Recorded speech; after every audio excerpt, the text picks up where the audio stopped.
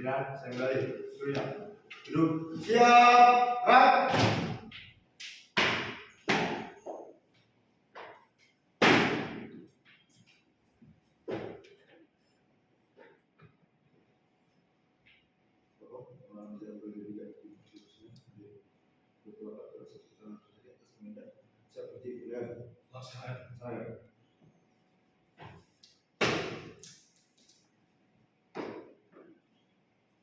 Untuk mengawali kuliah pada hari ini, sebaiknya kita berdoa menurut agama kita masing-masing. Doa mulai.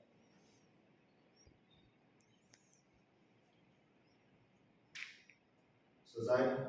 Istirahat di tempat. Gerak. Selamat sore.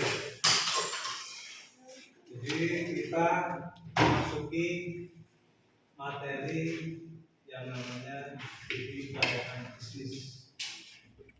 Jadi kita ingin mencoba untuk bagaimana bisnis kita ini layak, ya enggak?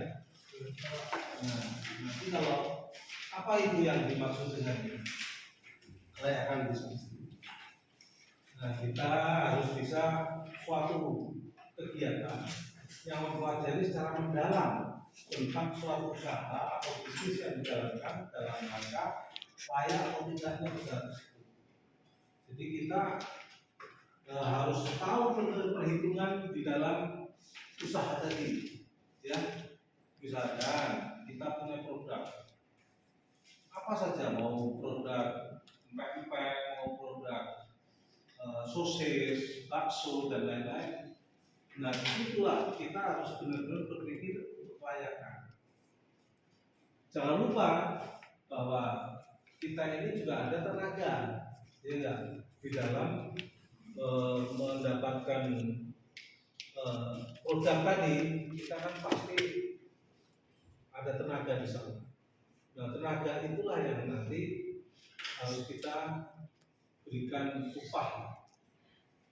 Nah, dengan kelayakan usaha ini tetap kita berpikirnya atau menghitungnya melalui apa? UMR juga. Jadi kita bandingkan UMR kita dengan usaha kita ini. Jangan sampai kamu memberikan gaji kepada tenaga, tapi kamu rugi di dalam usahanya, kan begitu. Jadi kalau kamu tenaga 2, berarti kalau UMR di sini 4 juta, berarti harus usaha kita keuntungannya itu sebulan harus di atas 8 juta, karena 2 orang yang harus kita berikan upah tadi, ya.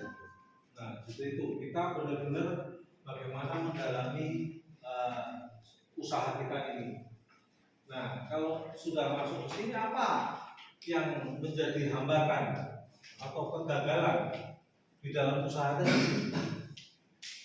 Yaitu tidak memiliki pengetahuan yang komprehensif tentang pasar.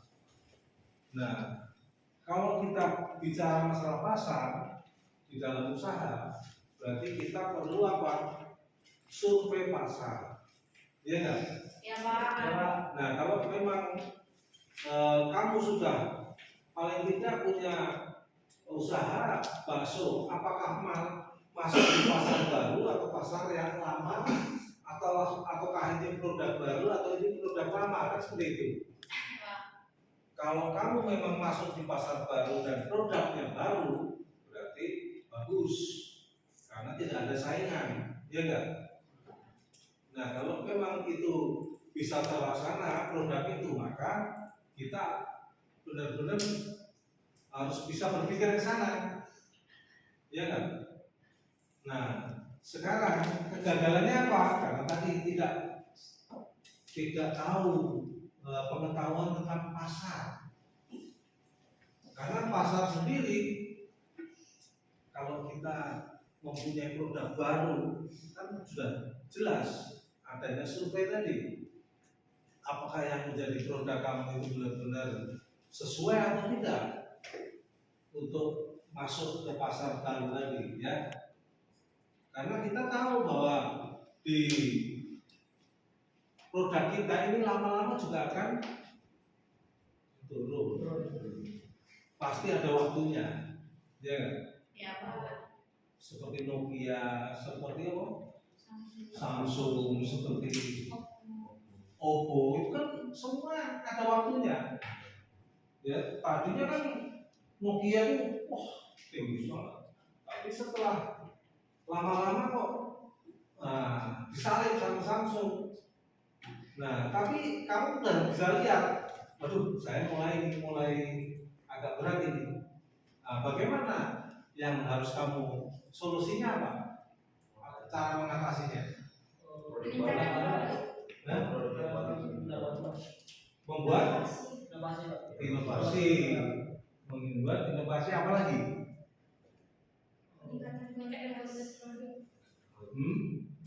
Bisa nggak kita misalkan ya, kita kerjasamakan? Bisa. Misalkan Nokia dengan Samsung kerjasama, kolaborasi. Nah, lebih bagus apa gimana? Nah, seperti itu ya nanti ya. Kalau kamu sudah melalui kondisi menurun tadi menurut kamu, berarti kamu harus mulai berpikir apakah saya harus meningkatkan inovasi atau mau bekerja sama, ya. Nah, kalau sudah membuat inovasi baru juga nggak apa-apa, asal speknya itu ada yang melebihi. Maksudnya kamu bikin fotonya misalkan lebih bagus, lebih menarik, atau lebih mudah misalkan. Sebenarnya nggak sesuai asli itu, tapi kamu bisa membuat itu menjadi khas, ya. Ada spesialis lah di inovasi tadi. Nah, terus apa lagi nih? Tidak memiliki pengetahuan yang komprehensif tentang aspek finansial. Nah, di dalam kita menjalankan usaha tadi, lama-lama perlu nggak ada membuat manajemen? Apalah kamu bakar sate itu, ataukah bikin kerja soto itu terus ya? Harusnya ada manajemen. Setelah kamu terampil di dalam usaha itu, lama-lama kamu harus punya manajemen. Manajemen itu apa? Misalkan kamu membangkang ke warung lain atau membuat cabang baru, ya. Kamu udah membuat cabang baru, harus punya yang ngurusin teknisnya, yang ngurusin administrasinya, ya, yang ngurusin bahan bakunya, kan harus itu. Supaya apa? Supaya ada manajemen tadi. Penting ya ini? Nah, maksud saya, kalau sudah kamu terampil sekali di dalam produkmu itu dan sudah tahu caranya, berarti kamu buka manajemen tadi. Jangan kamu sendiri terus, ya, bakar sate yang ngurusin sendiri, akhirnya kamu capek, ya. Kayak di Jawa itu saya lihat orang jualan gudeg padahal laris banget, ya, gudeg di Jogja itu, tapi dia nggak mau mengembangkan usahanya.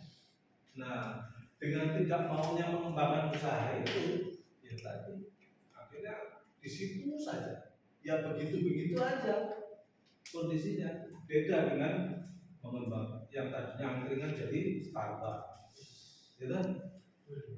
Yang tadinya ikan ayam goreng geprek sekarang jadi bermacam-macam inovasi kan gitu. Nah, terus yang tak kasih kunci sekarang, kuncinya yang penting itu adalah apa? Bahwa kita ini tidak monoton di dalam usahanya. Apa? Coba si siapa? Gadis. Pertama apa? Tahapannya. Gimana? Misalkan ya ikan bakar, kamu udah usaha ikan bakar ini, udah sukses ini, tapi kamu pengen sukses lagi, apa aja harus kamu kerjakan? Tahap kedua, mengembangkan usahamu setelah kamu sukses dalam ikan bakar. Kamu sekarang kan jualan ikan bakar,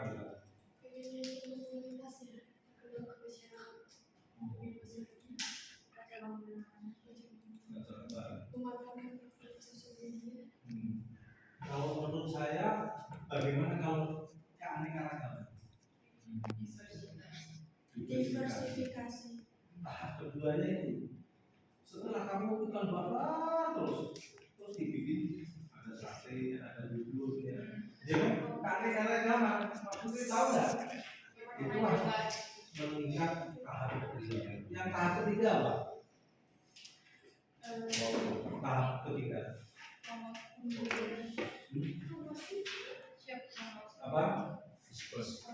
Nah, ini memberi paket diskon. Misalkan paket, jadi yang tadinya 25.000 jadi 20.000. Tapi plus snack, plus kopi, plus Coca-Cola, ya. Itu tahapnya yang ketiga setelah keanekaragaman. Tahap keempatnya, tahap keempat apa? Untuk mengembangkan usaha. Nah, Buka cabang. Buka cabang. Diberikan voucher. Ya. Jadi diberi apa? Misalkan Motor ninja. ya, 17. ada kupon untuk nonton bola. Ada kupon untuk konser Blackpink. supaya apa? Itu semua supaya apa? Supaya apa? Ya. Tadi kalau kita melayaninya lebih bagus, pasti si pelanggan ini ya, konsumen tadi akan tertarik terus.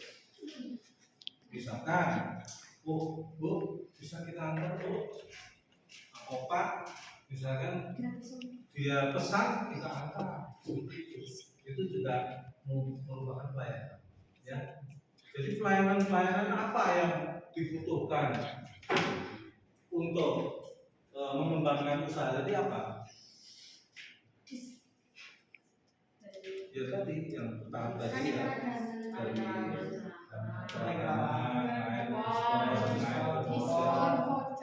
tapi di samping itu juga ada tempat parkir yang luas, terus pelayanan, terus cepat.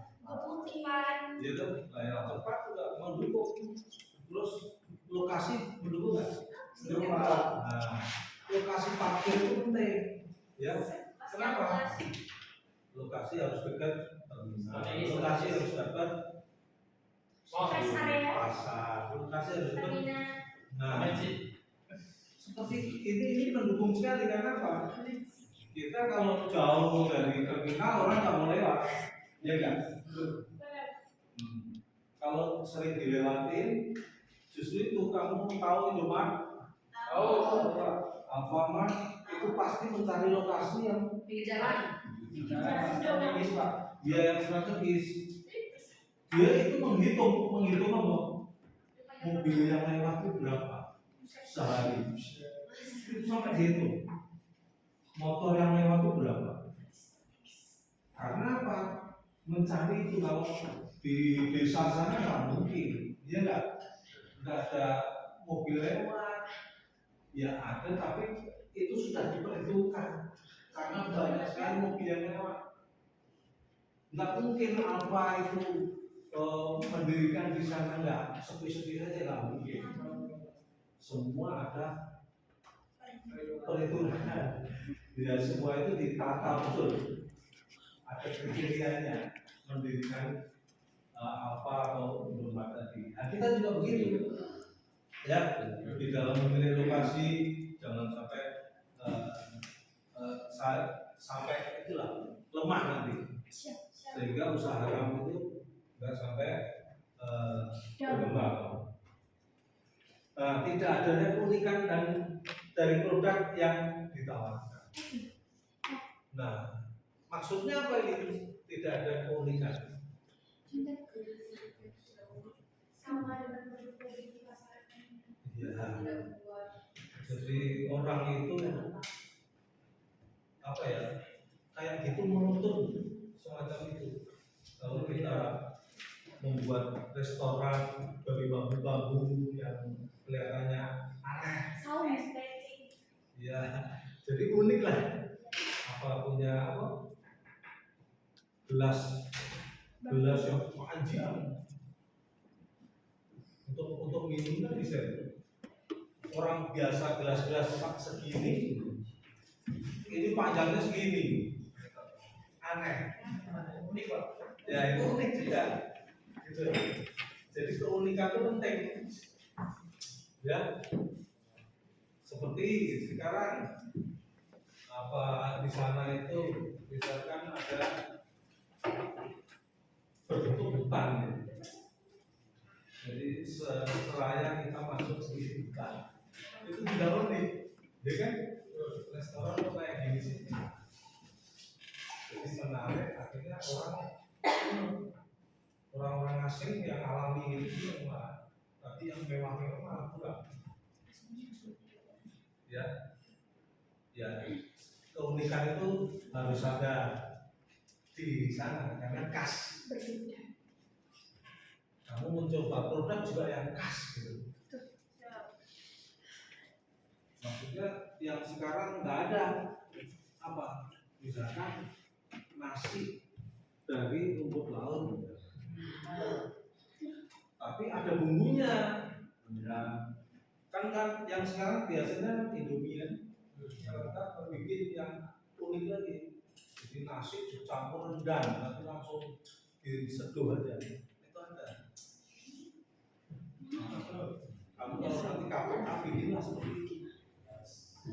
Ini satu paket gitu, tapi dalamnya sudah ada lauknya, ada gudeg lauknya, ada udang, ada sop, ada macam-macam, ya. Nah kalau sudah bisa bikin seperti itu, saya bisa nawarkan nanti ke Alfa, ke rumah, ya. Saya kira itu yang perlu disampaikan ya.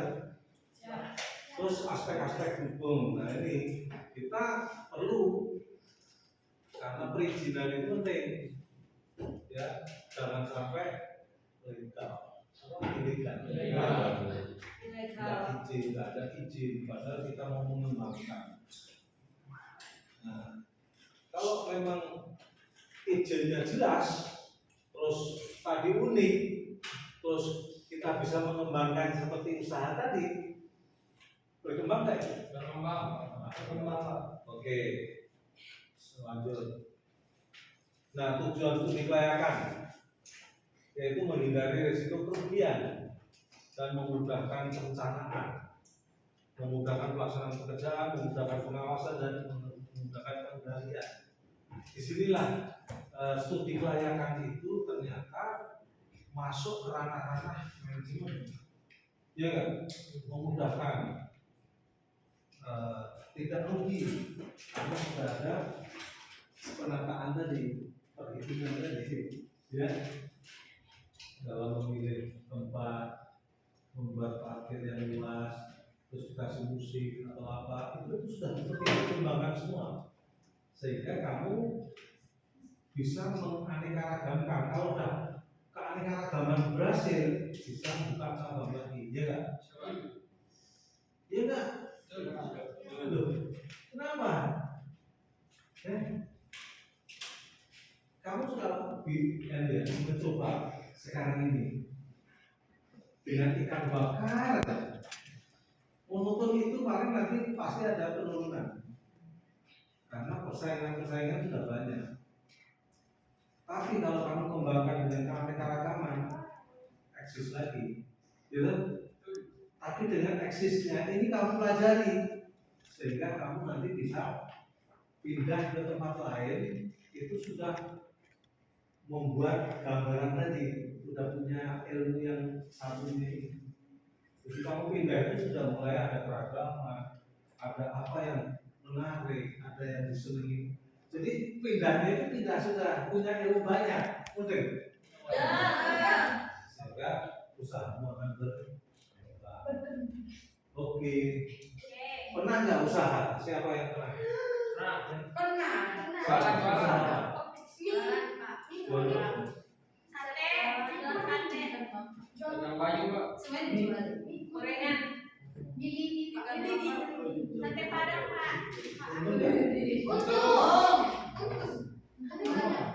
Saya jualan nugget. Nugget. Di rumah. Saya di sekolah, Pak. Di sekolah. Tapi ada keuntungan nggak? Jadi semuanya usaha itu memang pertama jangan malu ya. Terus jangan males, harus kerja keras. Ditutup saja mukanya. Pokoknya kalau kamu udah gengsi udah lepas. Udah, ditutup saja, naik motor, bawa apa saja yang diinginkan pasti akan berhasil ya. Yuk, wes sebentar gitu. Ini itu ditutup.